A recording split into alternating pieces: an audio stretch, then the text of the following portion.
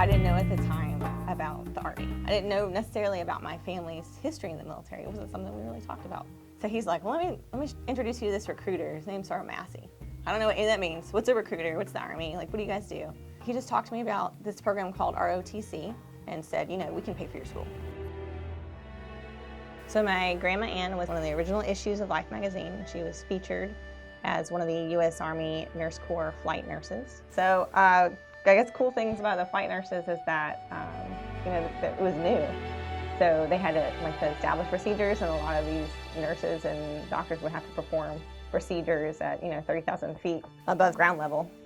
So it was hard. They had to figure out, what equipment would work and what equipment wouldn't work. So that was part of her job. So, test and figure out procedures. Sometimes they'd have to land, in areas where they were taking fire to pick up casualties and then start working on them as soon as they're getting up in the air. So that was pretty cool.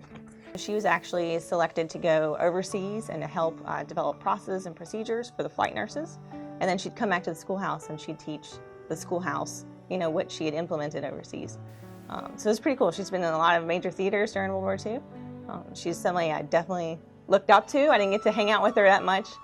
She died when I was really young. So she was an inspiration of my life. Her sister, my great aunt Helen, she was in the Nurse Corps as well, did a lot of awesome things. An inspiration, she and I did get to hang out a lot when I was joining the Army, so she's a great inspiration, had a lot of cool stories to tell. Both the sisters were married to military officers in World War II. They had a lot of romantic stories, because they would meet, on the ships, and then they'd be like, if we make it through and come back, let's get married. So they did. Both of them did, yeah. So there I was, going to college as what was expected of the culture that I came from. And I was just realizing slowly but surely, college was not for me. I don't think that I was disciplined enough to go to school every day. I had to end up working more because I had to afford to pay for school.